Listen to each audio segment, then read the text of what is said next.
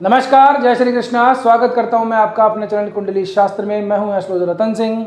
मिथुन राशि हो, मिथुन लग्न हो, आप लोगों के लिए आने वाला सप्ताह थोड़ी सी चिंताएं लेकर के आ रहा है। जी हाँ, चिंताएं कुछ इस तरह की हैं जो स्पष्ट रूप से वैसे तो दिखाई नहीं दे रही हैं, लेकिन इनका थोड़ा गूढ़ महत्व है। क्या हो रहा है? देखिए, आप लोगों के लिए ग्रहों के परिणामों में तो यानी कि स्थान परिवर्तन में विशेष अंतर नहीं आया है। एक शुक्र है जो जरूर 1 अगस्त के दिन ट्रांसफर करेंगे, नीच अवस्था के अंदर आएंगे चौथे भाव के अंदर। अब आप यहाँ से देखेंगे तो कई तरह की चीज़ें हैं। नवमांश के अंदर स्थितियाँ बदल रही हैं, मंगल की नवमांश में स्थिति बदलती है, बुध की नवमांश में स्थिति बदलती है। इन तमाम चीज़ों का पहलू एक ही तरफ इशारा करता है कि यहाँ से पंचमाधिपति, तीसरे भाव का स्वामी और साथ में लाभ भाव के स्वामियों का कुछ इस प्रकार से संबंध बनता है कि कुछ नुकसान की तरफ इशारा करता है, कुछ बड़े नुकसान की तरफ इशारा करता है।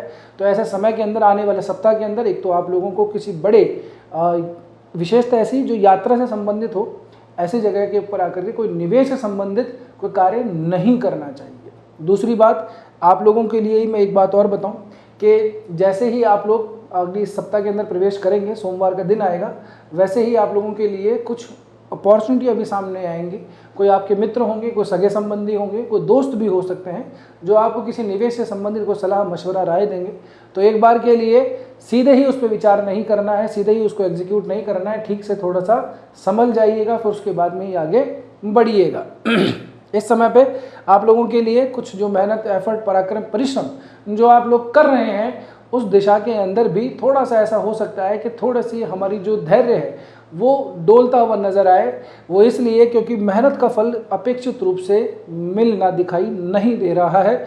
सूर्य नवमांश चक्र में देखेंगे तो तुला राशि के अंदर प्रवेश करता है, नीच अवस्था का है शुरुआत के चरण के अंदर, यानी कि जो 27-28 तारीख जो आएगी, सोमवार मंगलवार का जो दिन रहेगा, वहाँ पे सूर्य नवमांश चक्र में नीच करेंगे। मंगल भी अगर आप देखेंगे तो पहले सिंह में रहेंगे, उसके बाद में कन्या में चले जाएंगे। ऐसे ही आपके लग्नेश, आपकी राशि जो बुध हैं, वो भी नवमांश चक्र के अंदर परिवर्तन करते दिखाई देते हैं। और अमूमन इस सप्ताह के बहुत ज़्यादा दिन, मंगलवार से लेकर के लगभग शुक्रवार तक के दिन, ये 12वें भाव के अंदर दिखाई देंगे, यानी कि वृषभ राशि के अंदर दिखाई देंगे। इन तमाम चीज़ों का एक ही मतलब आता है कि आप लोगों को थोड़ा सा निर्णय करते वक्त ध्यान देना है। मेहनत का रिजल्ट नहीं आए तो बिल्कुल भी अपना धैर्य नहीं खोना है और कोई बड़ा निवेश करने से पहले बचना चाहिए। अब एक और बात, शुक्र जो है, शुक्रवार शनिवार का दिन आएगा, शनिवार रविवार का, यानी कि 1 अगस्त का दिन आएगा, शुक्र ट्रांसफर कर जाएंगे। इसमें 2 खबर है। पहली तो ये है कि ये अच्छी बात है, क्योंकि अगर आप देखेंगे, मैं बहुत पहले भी इस बारे में बात कर चुका हूँ, लगभग जनवरी फरवरी के अंदर हमने एक वीडियो बनाया था कि राहु और केतु के बीच में सारे ग्रह अभी फंसे हुए हैं। ये कोई काल सर्प तो नहीं बनता है, लेकिन राहु केतु के एक्सेस में आने की वजह से ग्रहों की शुभता थोड़ी सी कम हो जाती है, इनकी ऊर्जा, जो शुभ ऊर्जा है, वो थोड़ी सी कंट्रोल हो जाती है। लेकिन अब शुक्र ही हैं जो इस नेक्सस को तोड़ने वाले हैं, इस चक्र को तोड़ने वाले हैं। तो 1 अगस्त के दिन जैसे ही शुक्र जाएंगे तो राहु केतु के चंगुल से ग्रह बाहर आ जाएगा और ये जो अवरोध है ये टूट जाएगा। बस दूसरी खबर ये है कि आते ही ये जो शुक्र है, ये नीच अवस्था के अंदर होंगे कन्या राशि के अंदर। ये देखिए, फिर से वही अपने भाव से द्वादश जाएंगे, नीच के होंगे, पंचम से संबंधित चौथे भाव में जाएंगे। तो यहाँ पे भी हमें भूमि, भवन, वाहन, प्रॉपर्टी से संबंधित कोई निवेश करने से थोड़ा सा पहले बचना चाहिए। ऐसे समय में जल्दबाजी में किया गया निर्णय थोड़ा सा नुकसानदेह हो सकता है। अपनी माता के भी स्वास्थ्य का थोड़ा सा ध्यान रखिएगा। अगर उनको कोई बीपी, शुगर, थायराइड इस तरह की प्रॉब्लम है तो ज़रूर से उनका जो भी इलाज है या उनका ट्रीटमेंट है, जो भी उनके चेकअप्स वगैरह है, वो टाइम पे करवा लीजिएगा। थोड़े स्वास्थ्य में यहाँ पे गिरावट आती है। डरने डराने वाली बात नहीं है, मैं ऐसे बात करता भी नहीं, लेकिन जो स्थिति है वो आप लोगों को बताना ज़रूरी है। करियर के पॉइंट ऑफ व्यू से अगर देखते हैं तो शनि यहाँ पे वक्री हो जाएंगे। 26 तारीख को शनि वक्री हो रहे हैं और अमूमन 138 दिन के लिए वक्री होंगे। इसके ऊपर अलग से हमने वीडियो बनाया है, नहीं देखा तो ज़रूर जा करके देखिएगा।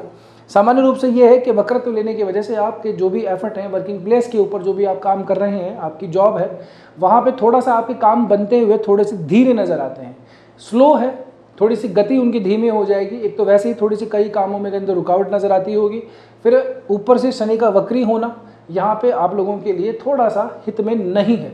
नहीं उस दिशा में है कि आप लोगों को काम करेंगे कि फाइल आगे बढ़ाई, बॉस से बात करनी है, मीटिंग्स वगैरह करनी है, तो 1 घंटे का काम को 2 घंटे 3 घंटे लग जाएंगे। तो मैं हमेशा आप लोगों को अभी यही सलाह दूंगा, यही देता आया हूँ हाल फिलहाल के लिए, तो 138 दिनों के लिए, कि अपनी डेडलाइन को थोड़ा सा बढ़ा के रखिए। 4 दिन का काम है उसको 6 दिन के अंदर होगा ये सोच के चलिए और उसको 3 दिन में करने का प्रयास कीजिए। 3 का सोचेंगे तब जाकर के वो 6 दिन में पूरा होगा। डेडलाइन बढ़ाने से ये होगा कि आपके ऊपर अनावश्यक तनाव नहीं आएगा, लेकिन अपने काम की स्पीड आप लोगों को बढ़ानी होगी, अन्यथा चीज़ें थोड़ी सी आप लोगों के लिए कष्टकारी हो सकती हैं। इसी शुक्र को नवमांश में जब हम आगे देखते हैं तो ये पहले वृश्चिक राशि में, फिर धनु राशि में, फिर मकर राशि में आगे ट्रांसफर करता है। तो धनु के अंदर तो नवमांश के अंदर राहु है, मकर के अंदर शनि चल रहा है। तो यहाँ पे शुक्र की जो स्थिति है वो भी आगे जाके भी थोड़ी ठीक नहीं है, यानी कि पंचमेश बुद्धि से लिया गया निर्णय जो है कई मामलों के अंदर लालच में, ग्रीड में या जल्दबाजी के काम के अंदर करवाने के चक्कर में बड़ा नुकसान दे सकता है। मैं फिर से कह रहा हूँ, डराने की बात नहीं है, लेकिन जैसी स्थिति है वैसी बताना ज़रूरी है। कुछ अच्छी बात भी ये भी है कि आपके लग्नेश, आपके राशि बुध जो है अपनी स्वराशि के होकर चल रहे हैं, तो इस समय के ऊपर आपके अंदर कॉन्फिडेंस काफ़ी अच्छा रहता है। जो लोग अकाउंटेंसी के पेशे में हैं, जो लोग बैंकिंग के अंदर हैं, जो लोग फाइनेंस वित्त से संबंधित कोई काम करते हैं, लेन देन का काम करते हैं, स्टॉक ब्रोकरेज का काम करते हैं, या फिर टीचिंग में है, मीडिया में है, कंसल्टेंसी की लाइन में है, उनके लिए ये समय काफ़ी अच्छा है। आपकी वाणी में प्रखरता है, आप कंसल्ट करने की जो कैपेसिटी है, लोगों को जो कहते हैं ना कि कम्युनिकेट ठीक से कर पाए, कंसल्ट कर लिया, आप की बात को मानने के लिए सामने वाला थोड़ा मजबूर हो जाए, ऐसी स्थिति के अंदर अभी दिखाई देता है। तो वाणी शक्ति जो है वो बहुत ज़बरदस्त आप लोगों की इस समय पे दिखाई देती है। धन से संबंधित मैं फिर से कहूँगा कि इस समय पे बड़ा निर्णय करने से बचिएगा, खास करके निवेश से संबंधित पैसा आप लोगों के लिए अटक सकता है।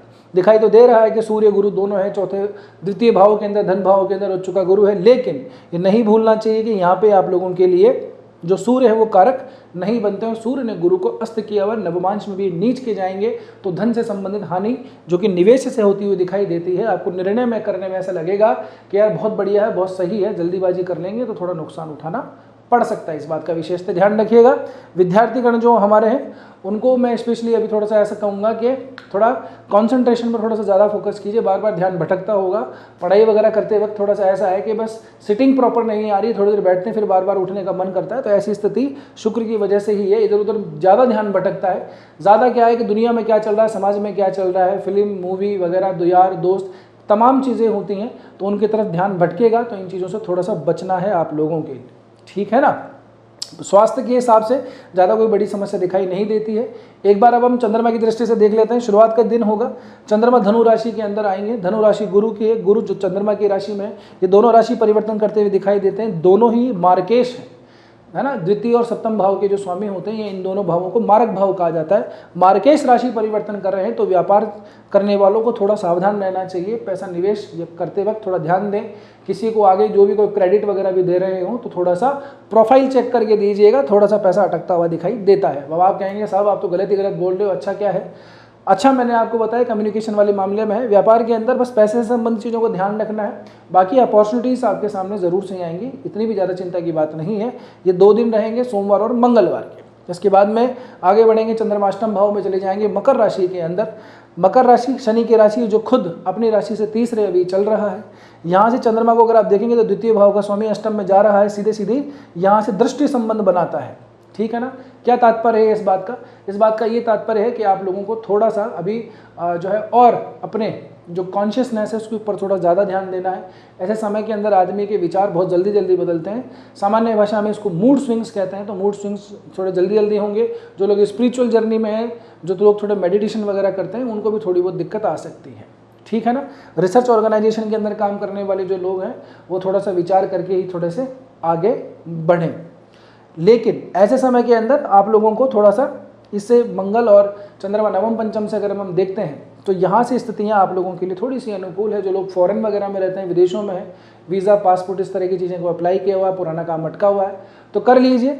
शनि है, वैसे तो शनि की तीसरी दृष्टि मंगल पे चल रही है, लेकिन फिर भी प्रयास थोड़े से कर लेने चाहिए, क्योंकि आने वाले जो दिन होंगे आगे के, यानी कि आगे शुक्रवार शनिवार रविवार के दिन चंद्रमा राहु से जाकर के मिलेंगे।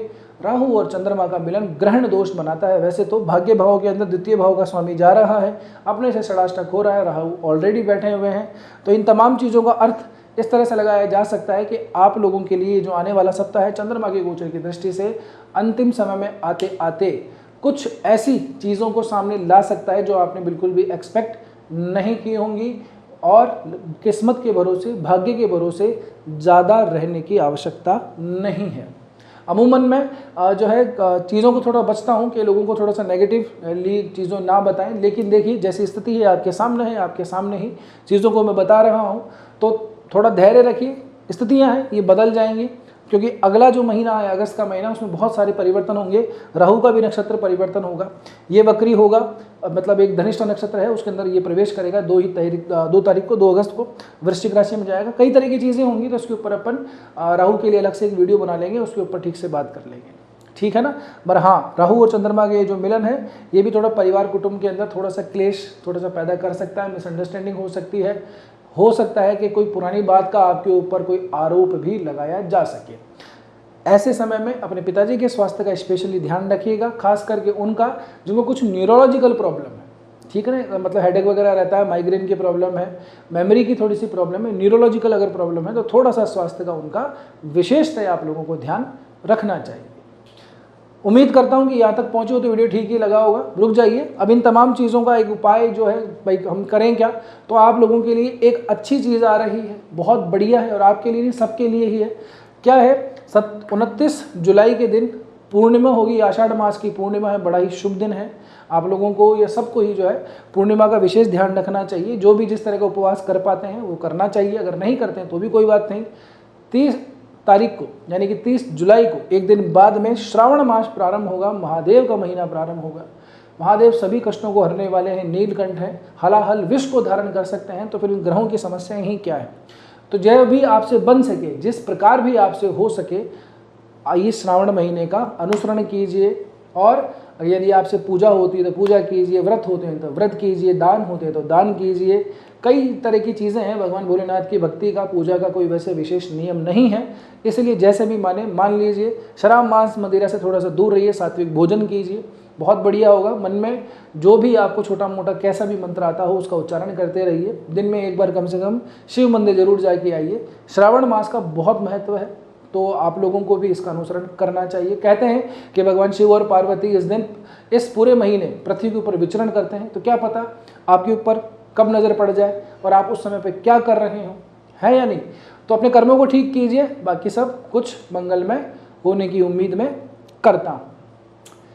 अब देखिए, आप लोगों से मेरी हमेशा की तरह वही प्रार्थना, वही रिक्वेस्ट, वही अनुरोध है कि अगर नए हो तो कृपया करके चैनल को सब्सक्राइब ज़रूर से कीजिए।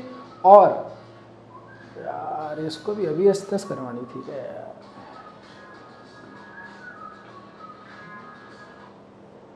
गजब है।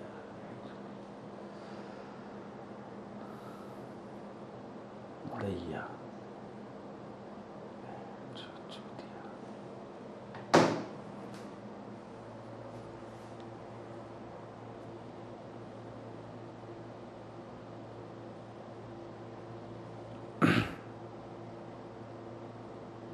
तो बस आप लोगों से मेरी यही प्रार्थना, यही रिक्वेस्ट, यही अनुरोध है कि कृपया करके जितना हो सके इस वीडियो को हाइप दे दीजिए, और अगर नए हो तो कृपया करके चैनल को सब्सक्राइब ज़रूर से कीजिए। शेयर तो आपने अब तक कर ही दिया होगा। बस आज के वीडियो में इतना ही, मिलते हैं अगले वीडियो में। तब तक के लिए स्वस्थ रहिए, मस्त रहिए, अपना और अपना का ध्यान रखिए। जय श्री कृष्णा, जय श्री राम, हर हर महादेव, जय गौरी शंकर।